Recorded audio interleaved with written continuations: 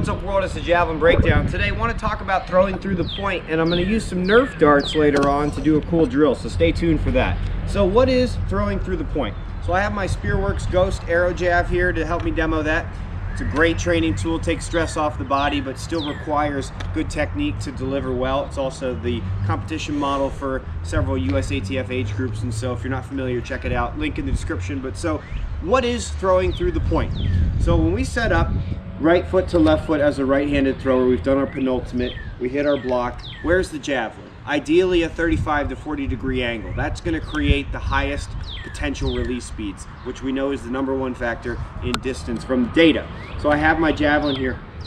Imagine that this point has a laser going out of the point out into the distance. So my ability to rotate hip, chest, meet the throw, and deliver that javelin through the laser point, right? So imagine that line extending. My ability to apply that javelin on that line is the ability to throw through the point. So imagine here, got the javelin. Now watch as it moves through my hand. It's moving straight. Now what happens if I stall it? It's pointed this way, but it's extending up, or like that, pushing up. So stalling out or pushing up on the jab, that creates inefficiency in the flight, which not only is going to lead to your javelin not going as far, but it's probably going to lead to a lot of stress on your body from all this energy you have that you fail to transfer to the javelin. So our ability to connect with the javelin, very important. So here's where the Nerf darts come in. So Thomas Roller, I'm sure you know who that is, has talked about throwing matchsticks before, and so that's something that has been done in Germany at his training camp in particular. There's even a record, I think it was like 35 meters maybe he said, that someone had done with a matchstick, so really impressive. So very light, there's not much to it, so your ability to apply force with precision is important. So that feeling of connectedness, I think using Nerf darts would be a really great tool at the high school level. I'm sure that you have access to these. You know, your sibling has them, somebody has them. So my ability to just apply force through the dart, I'm not ripping on this thing, I'm looking to align my energy with the dart in terms of the angle that it's oriented. And so that one kind of spiraled out, right? I wasn't lined up on that one. Yeah, how about it? So you see how on those last couple, I started to bring my arm back more. The ability to line up the dart and deliver it and let it glide, and then begin to bring the dart further back so that you actually pull to release the dart. Channeling the energy, just like we would with the javelin. I think that's really key. And that Nerf dart, it's not heavy, so it's not hard to do, right? It's not intense on the body, but it does require coordination, which is hard. So this is something you can get reps of and just, okay, am I lining it up? Am I applying force through the dart? So let's do another round so you can see them again.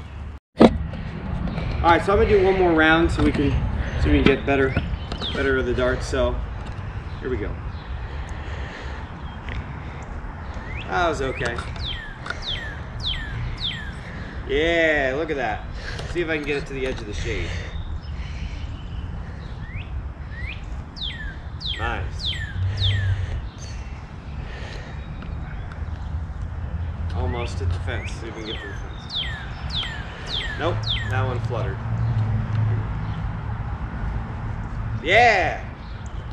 That was nice. Yeah. So that connectedness to the dart, right? Like I said, it shouldn't be hard to do physically, taxing wise, but at the same time, it is hard to coordinate and align our energy into such a small thing. But if we can tap into that feeling, then our ability to do that with the javelin, right? So I'm gonna line up this thing and just let it float and fall.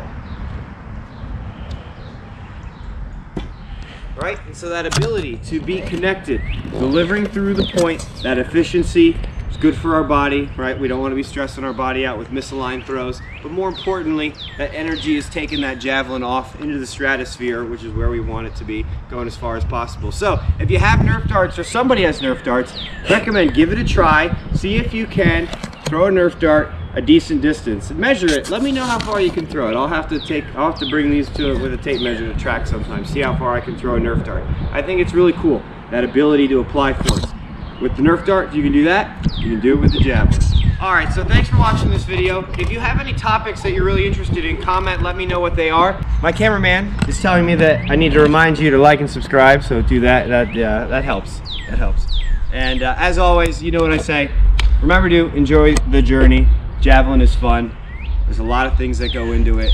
You're gonna look back on this later in life and hopefully say, it was a lot of fun and I learned a lot. So seriously, enjoy the journey.